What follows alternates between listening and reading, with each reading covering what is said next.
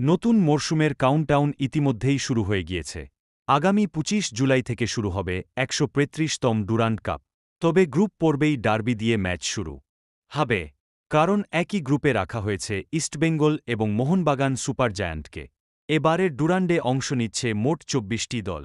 কলকাতা থেকে ইস্টবেঙ্গল, মোহনবাগান ছাড়াও থাকছে এছাড়াও রয়েছে সিআইএসএফ প্রোটেক্টর্স এবং সাউথ ইউনাইটেড এফসি। ফলে ডার্বি নিয়ে তো উত্তেজনা বাড়বেই। গত বছরে ডুরান্ড কাপের কোয়ার্টার ফাইনালে মোহনবাগান সুপার জায়ান্টকে ২-১ গোলে হারিয়েছিল ইস্টবেঙ্গল। পরে অবশ্য শেষ চারের লড়াইয়ে ডায়মন্ড হারবার এফসির বিরুদ্ধে হেরে বিদায় নিতে হয় ইস্টবেঙ্গলকে। ফাইনালে ডায়মন্ড হারবারকে হারিয়ে জয় পেয়েছিল নর্থ ইস্ট ইউনাইটেড এফসি। বাঙালি ফুটবল ভক্তদের নজর এখন একটাই রয়েছে দুই প্রধান দল মোহনবাগান এবং ইস্টবেঙ্গল দলের দিকে।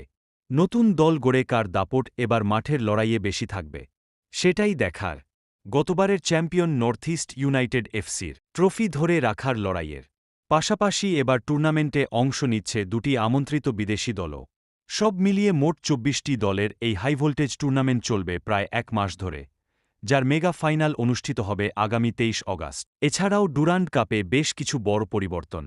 ফুটবল প্রেমীদের জন্য সবচেয়ে বড় চমক হল ডুরান্ড কাপের ইতিহাসে এই প্রথমবার ঝাড়খণ্ডের রাঁচি শহরে ম্যাচ আয়োজিত হতে চলেছে। এবার কলকাতার ঐতিহ্যবাহী বিবেকানন্দ যুবভারতী ক্রীড়াঙ্গন এবং কিশোর ভারতী ক্রীড়াঙ্গন ছাড়াও ম্যাচগুলি আয়োজিত হবে রাঁচির বিরসা মুন্ডা স্টেডিয়াম, গুয়াহাটির ইন্দিরা গান্ধী অ্যাথলেটিক স্টেডিয়াম, ইম্ফলের খুমান লাম্পাক স্টেডিয়াম এবং শিলংয়ের জওহরলাল নেহরু স্টেডিয়ামে। এবং আগে যেখানে মাত্র ১৬টি দল নিয়ে এই খেলা হতো, সেখানে এখন দল বাড়িয়ে ২৪টি করা হয়েছে। ডুরান্ড কাপের ইতিহাসের দিকে তাকালে দেখা যায় টুর্নামেন্টের সবচেয়ে সফল দল হল মোহনবাগান, যারা সর্বোচ্চ ১৭ বার এই মর্যাদাপূর্ণ ট্রফি ঘরে তুলেছে, এবং ঠিক তারপরেই ১৬ বার চ্যাম্পিয়ন হয়ে দ্বিতীয় স্থানে রয়েছে চিরপ্রতিদ্বন্দ্বী ইস্টবেঙ্গল। এবারে আমরা কথা বলবো মোহনবাগানের ম্যাচগুলো কবে কবে আছে এবং কাদের সাথে কখন আছে।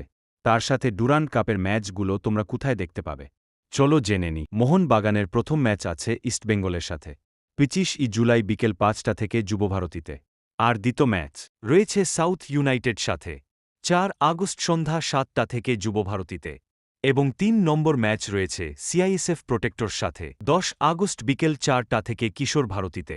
আর ম্যাচগুলির লাইভ তোমরা দেখতে পাবে সোনি স্পোর্টস নেটওয়ার্কে, সোনি লিভ, সোনি 10-2 এবং সোনি 10-2 এইচডিতে। এছাড়া ফ্যানকোড থেকে লাইভ স্ট্রিমিংয়ের সুবিধা থাকবে। আর একটা ছোট্ট আপডেট দিয়ে রাখি, মুম্বে এফসির কর্মকর্তা জানিয়েছেন ডুরান্ড কাপ আমাদের ক্লাবের হয়ে টাইগার শরফ হয়তো একটি ম্যাচ খেলতে পারেন। দেখা হবে মোহনবাগান ইস্টবেঙ্গলের সঙ্গে। তো এই ছিল আজকের আপডেট।